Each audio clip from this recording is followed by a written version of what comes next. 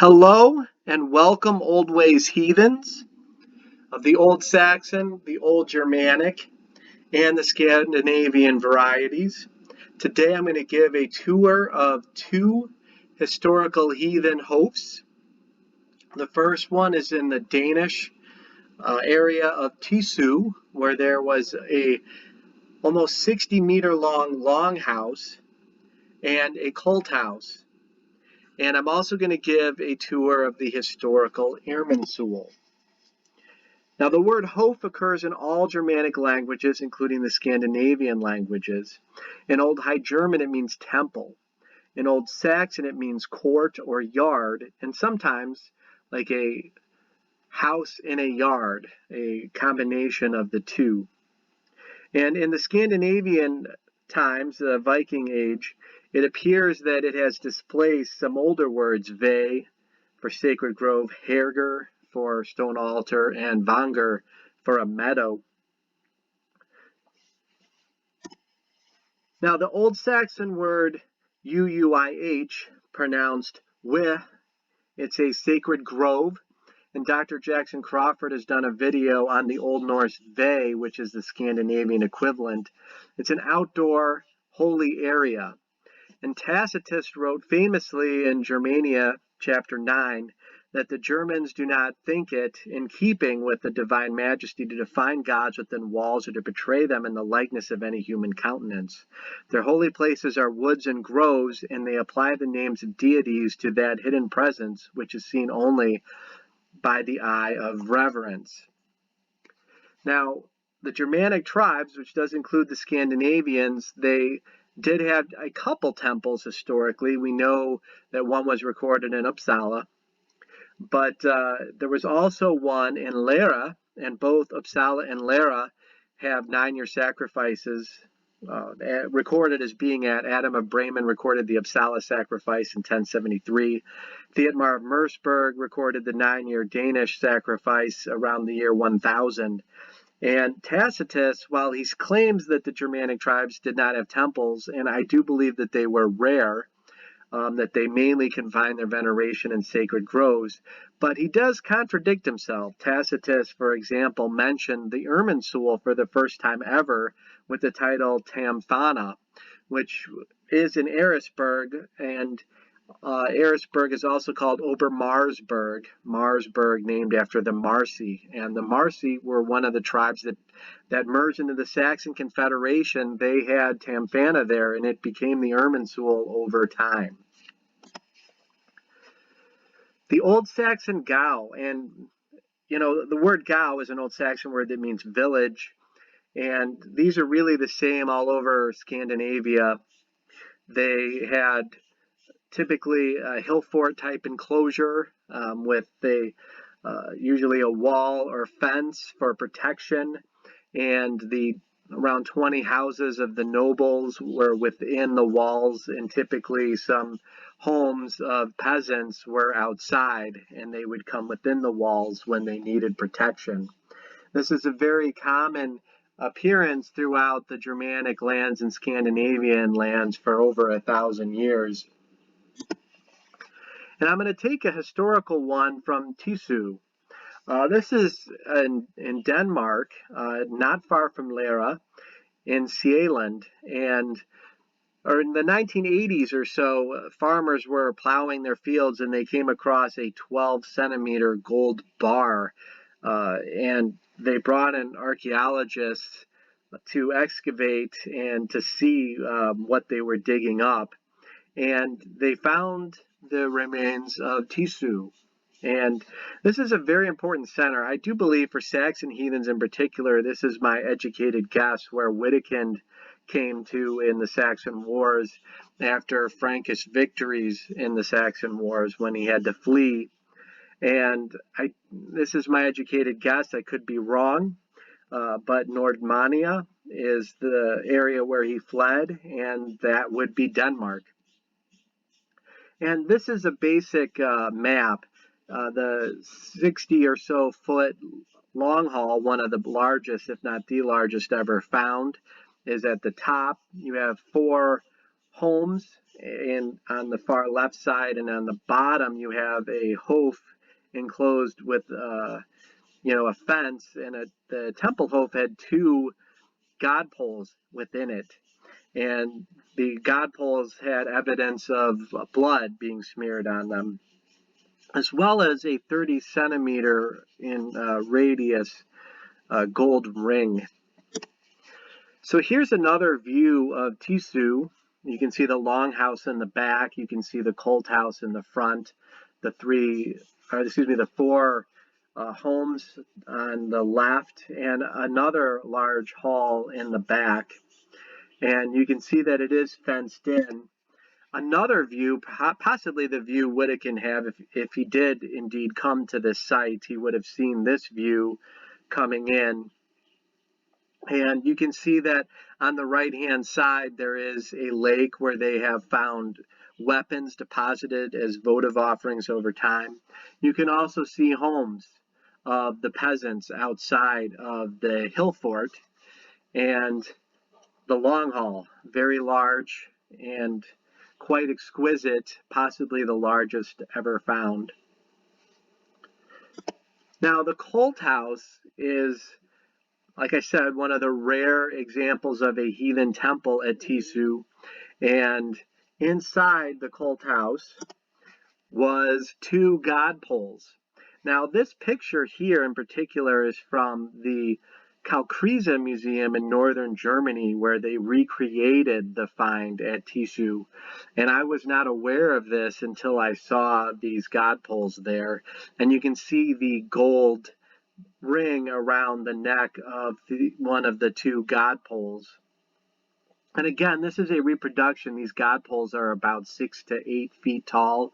I didn't get to walk right next to them. You can only walk in front of them, so I'm guessing by memory. I remember them being a little bit taller than myself, and I'm 6'2". And these are Saxon god poles from the Old Saxon city of Warendorf.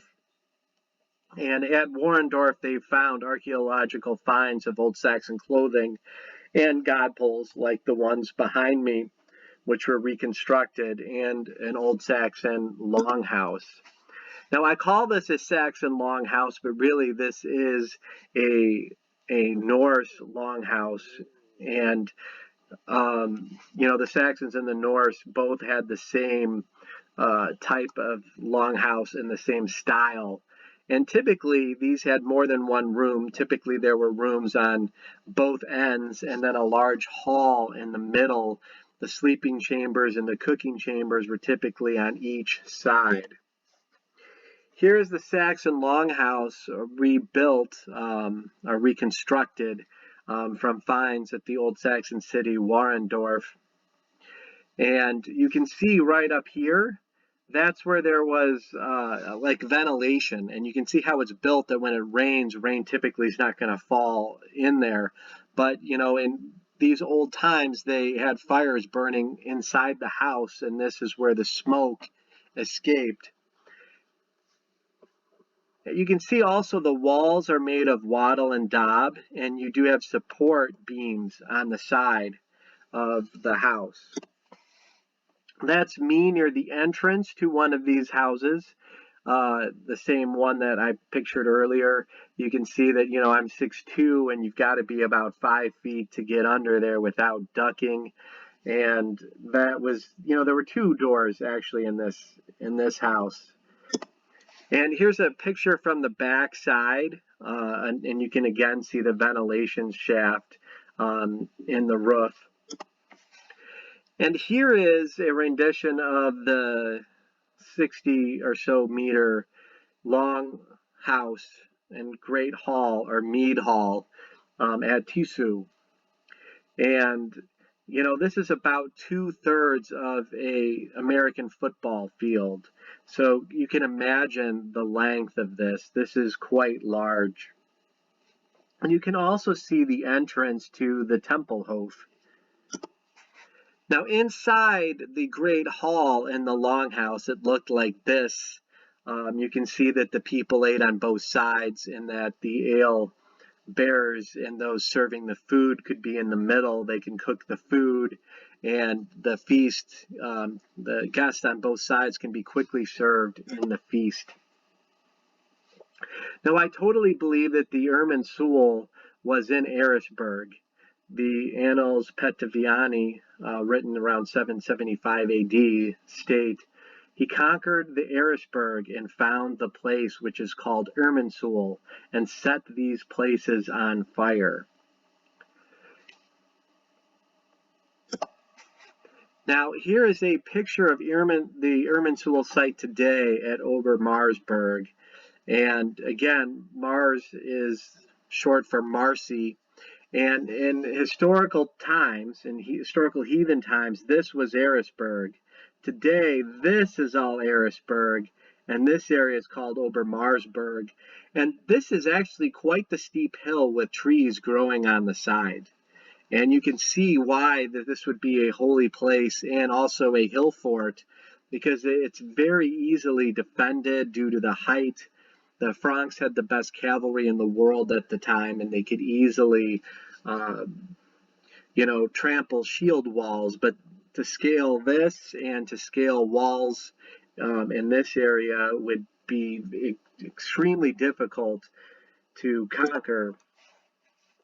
Now, inside the church where the Irminsul was, because naturally Charlemagne built a church at the spot of the Irminsul, and he was audacious enough to put a graveyard there. There is a sign bragging that the Irminsul was here inside the church, and that the altar inside the church was at the spot where the Irminsul was. It brags that in 772, Karl der Grosse, which is the German word for Charlemagne, destroyed the Irminsul. I like to call Karl der Grosse Karl der Kleine, which means Karl the Small, not Karl the Great. And in 785, he built the first church there. The church was destroyed a number of times throughout the years. The current church was built after the 30 Years' War in the 1600s. It was destroyed in the 30 Years' War. Now, outside the church where the Irminsul was, you see a sign bragging that the Irminsul stood here. This picture and the sign basically says we don't know exactly what it was. It does suggest it may have been a tree. Sul means a god pole. It's a pillar. And Irmin is a by name for Jormun, would be the Scandinavian equivalent. It's a by name for Odin. So Jormun is the Scandinavian by name for Odin, and Irmin is the Saxon by name for Woden, which is the one-eyed Allfather deity. So this is the Stiftskirche, which is standing on the spot where the Irminsul was. The modern graveyard is right in front of this area. And here's another view of the Irminsul, the backside, which might be a little more prone to attack, but it does show how difficult that would be to attack even today. And that's me in the blue shirt at the Irminsul site in 2018. Here's another aerial view of the site. Now, on the corner of the site, if you start going down the cliff or the sides, there were caves at the Irminsul, and that's me with, that's Sven Nee, a Saxon heathen and professional archaeologist. He's got his master's degree, working towards a doctorate. He gave me a tour of the site, and you can see the caves below the Irminsul site where the Saxons reportedly hid after they were defeated. Here is some 8th century Saxon clothing found at Werendorf, and you can see in German the sign says Frühes Mittelalter. That means early Middle Ages, and if you were to read the details of that sign, it states that this was Saxon clothing during the Saxon Kriege, which is the Saxon Wars. That's also a typical Saxon shield. It actually has linen glued to the wood with rawhide around the edge. And most Saxon shields did have the handlebar protruding that far. That was an Old Saxon style, extremely common and peculiar to the Old Saxons. Now, the oldest Thor hammer ever found was found in Old Saxon lands in Immenstead, and you can see the picture on the bottom right. There's also Thor hammers that were found at Warendorf, which is the free air museum that I was at, taking pictures of the Saxon longhouse and the Saxon clothes. And this is a passage from the Old Saxon Helliand, which shows the Old Saxon word for a Mjolnir, which was halsmani, which basically means sacred necklace. And the Old Saxon word for hammer is hammer. And they did have that word in their language, obviously. Now, the Irminsul was formerly Tamfana of the Marsi, as I've said, and in 9 AD, Arminius, the hero of the Germanic tribes, annihilated 22,000 Roman troops in the Battle of the Teutoburg Wald, or the Teutoburg Forest. And in 15 AD, some of the Romans came back because it was one of their worst defeats ever, with 22,000 troops annihilated, 3 eagles lost. And Germanicus came back as Caesar, so to speak, and he found the bones of many soldiers nailed to trees and hanging from trees as sacrifices to Woden, Sosnoth, and Thunar. Thunar is Thor, Woden is Odin, Sosnoth is the god of the Saxons, and who is the progenitor and the deity who's the ancestor of the Saxon tribe. But Tacitus says in his Annals in 15 AD that Caesar, to spread devastation more widely, divided his eager legions into 4 columns and ravaged a space of 50 miles with fire and sword. Neither sex nor age moved his compassion. Everything sacred or profane, the temple too of Tamfana, as they called it, the special resort of all those tribes, was leveled to the ground. There was not a wound among our soldiers who cut down a half-asleep, unarmed, and struggling foe. So if you read the context of these, of this passage, the Germanic tribes were having a holy day at Tamfana, and therefore they were caught unawares and were easily cut down. Now, for the holy site of the Irminsul, we do have some historical sources, and I think we do have some disagreement in the literary sources. So this source from around 855 AD, which is written over 80 years after the Irminsul was destroyed, states that the Saxons worshipped in the open air, which means outside, a vertically upright trunk of no small size, called in their mother tongue or their native language, Irminsul, or in Latin, the universal column, in the sense that it carries everything. Now, I personally have a feeling that the Irminsul may have been inside, like the 2 god poles at Tissø. It's hard to say for sure looking at the historical sources because they contradict one another. So the Irminsul is also mentioned by the Royal Frankish Annals as in the year 772, saying the most gracious Lord King Charles, or Charlemagne, Charles the Great, then held an assembly at Worms.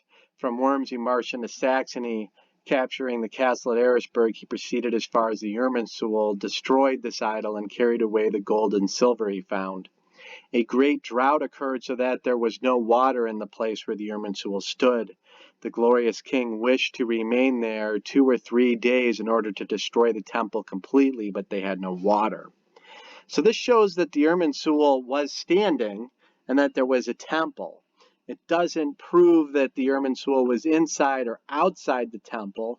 To me, it may seem that this is claiming that it was outside the temple as well. And it also states that there was gold and silver there that took 2 or 3 days to destroy. So that temple complex had to have been pretty big and pretty elaborate to take Charlemagne's army 2 to 3 days to destroy it. Now, comparing the Irminsul with the Norse Yggdrasil, now really the Y's in the Scandinavian languages are typically pronounced like U as they are in Latin. Monks who started to write down the Germanic languages with the Latin alphabet, which is the alphabet we use today. That's why we have a lot of U sounding, like the god Tyr, Tyr, for Tuesday, and Yggdrasil, they have U sounds. But the saga of Hervir and Heithrek, the saga states they all agreed to accept Sven's offer, and when he was recognized as king all over Sweden, a horse was brought to the assembly and hewn in pieces and cut up for eating, and the sacred tree was smeared with blood. Then all the Swedes abandoned Christianity and bloats were started again. They drove King Ingi away, and he went to Västergötland. Sven the Bloater was king of Sweden for 3 years. So in Uppsala, Sven started to do bloats again. Sven and his brother Ingi, one was heathen, that was Sven, and Ingi was the Christian brother, and they fought to be king. They fought each other. After 3 years in this passage, Ingi won, killed his brother, and reinstalled Christianity as the religion in Sweden.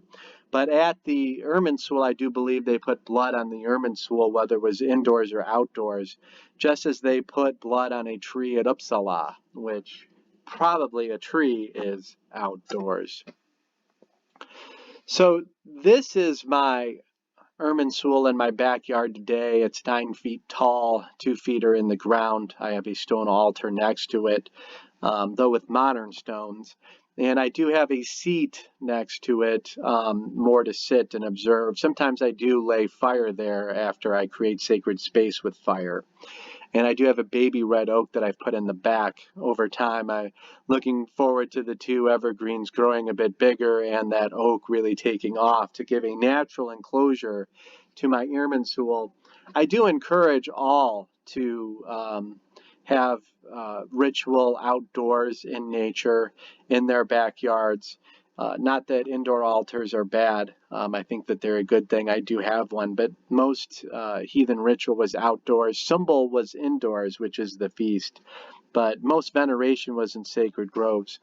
Now, I personally believe that Saxony may have been very much like Tissø, that may have had an Irminsul god pole indoors. It is possible that it was outdoors. And my Irminsul, I do have a head of Woden, or Irmin, on top. He has only one eye. And I have the names of the gods and goddesses in runes on the pole itself. I don't know if you can see in this picture. I write up to down the names of the gods in runes. And we also have some carvings on the side of a raven and of a Thor's hammer. Pretty elaborate. But whether the Irminsul was indoors or outdoors and how big it was, we don't know for sure. The first literary source that I showed you may indicate that it was indoors. It's hard to say, but this is my belief. Hopefully you enjoyed the cult site at Tissø and pictures of the Saxon Irminsul site.